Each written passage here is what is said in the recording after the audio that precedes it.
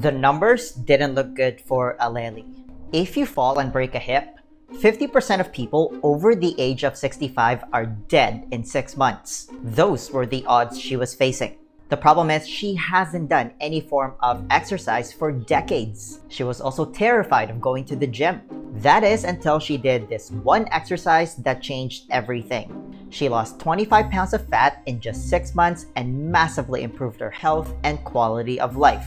She was a completely different person. I'll give you the full story and how she was able to do it, but first, let me give you some context that's really important to understand all of this. The US guideline states that you should get 150 minutes of moderate endurance exercise per week and also strength train twice a week. Sadly, only 20% of men hit those strength training guidelines, which is already abysmal, but the numbers look even worse for women. Only 15% of women hit the strength guidelines, and that's a problem. Women are just less likely to lift weights. For starters, there's still this pervasive myth that if you lift more than 5 pounds, you're gonna turn into the Incredible Hulk, which is completely inaccurate. That takes years of hard work and discipline. The gym is also still not an enjoyable place for a lot of people, especially for women. It can be quite intimidating.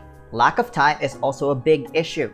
That's the exact situation Aleli found herself in. Enter the best exercise for women: rucking. If you've never heard of rucking before, it's walking with a weighted backpack. It's actually the foundation of special forces training. If it's good enough for the military's elite, it should be good enough for you. Rucking as a form of exercise for women is quite unique because it requires strength, endurance, and character, and builds it too. It's great cardio for those who hate traditional cardio. You're hitting that moderate endurance exercise requirement. At the same time, it's a great way to add some much needed strength training to your routine without really adding that much more to your plate. Because there's already going to be times during the day where you're going to go for a walk anyway, like walking your dog, buying groceries, mowing the lawn, or walking your kid to school. Why not upgrade your walk into rucking instead? This could be a complete game changer for so many women out there. It could very well be the answer you've been looking for. And this is coming from a former national level weightlifter in Canada.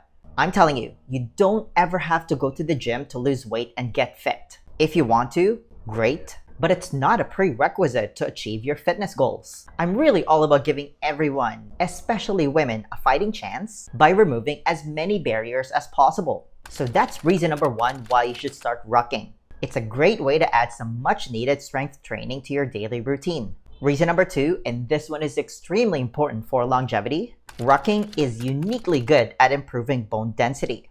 Every person, when they hit 30, start to lose bone density as well as muscle according to a Mayo Clinic research, especially when you don't do any form of strength training. It's that use it or lose it scenario. But women, especially after menopause, start to lose it at an alarming rate. It's called anabolic resistance. It's a worldwide problem. When you look at the plethora of research on injuries and mortality, women are more likely to break a bone than they are to get breast cancer or heart disease. Unfortunately, bone fractures happen a lot in women. And if you fall and break a hip, it can be devastating.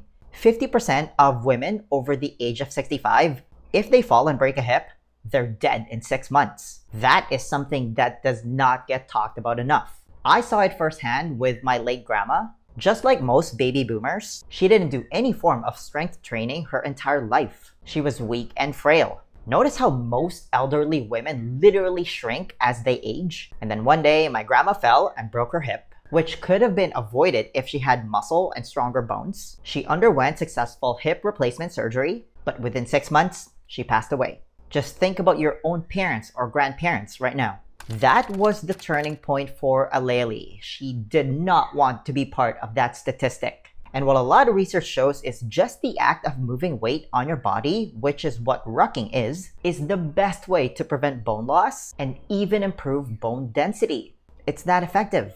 Which leads us to reason number 3. Women are naturally good at rucking.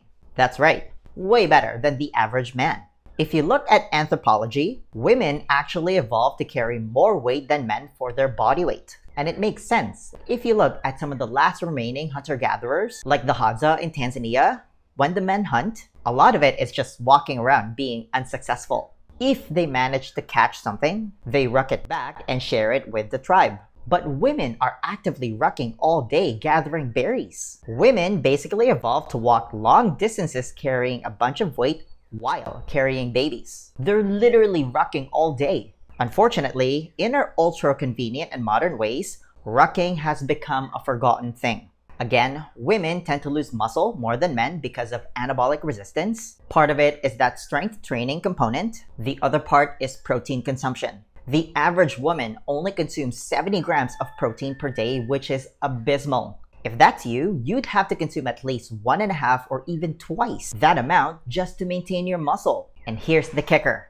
In that same mortality study, the women that are most likely to die actually weren't overweight or obese. They had normal BMI, but they had the lowest amount of muscle. They're the type of people that can be categorized as skinny fat. So if you're thinking right now, oh, I'm not overweight, I'm not obese, I'm fine, well, maybe not. If you don't have enough muscle, rucking is the answer. Think about rucking as movement with a purpose. It burns more calories than walking and builds strength at the same time. So you can call it active resistance training. Again, it's part active cardio and part resistance ruck training. It's the best of both worlds. It's basically walking on steroids, which then translates to permanent metabolic gains from stronger muscles and bones at a fraction of the cost to your knees because you're not running. Rucking is infinitely safer for you than jogging because it's a lower impact exercise, which drastically increases adherence because you're not miserable doing it. It also helps improve posture, especially if you spend a lot of time sitting, because the weighted backpack pulls your shoulders back. So,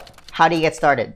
I personally invested in a rucksack from goruck.com, but you don't need to spend any money on this. Just use a backpack with good shoulder padding and put weights inside it. So if you have weight plates or a dumbbell at home, great. Just wrap it in a towel or bubble wrap so it's not poking around your back. If you don't have dumbbells, not a big deal. You can get an empty laundry detergent container, one of those big ones, fill it with water, and throw it in your backpack. There's your DIY rucksack. I just saved you $200. If you can't find either, carry a piece of rock with you.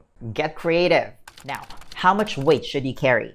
According to goruck.com, when in doubt, start with 20 pounds. But the maximum weight, just to keep it safe, is up to 1/3 of your body weight. Personally, because I'm more experienced, I rock 25% of my body weight. But if you're new, just start with 10 or 15 pounds. And then just walk. It's as simple as that. Now, how long should you ruck for?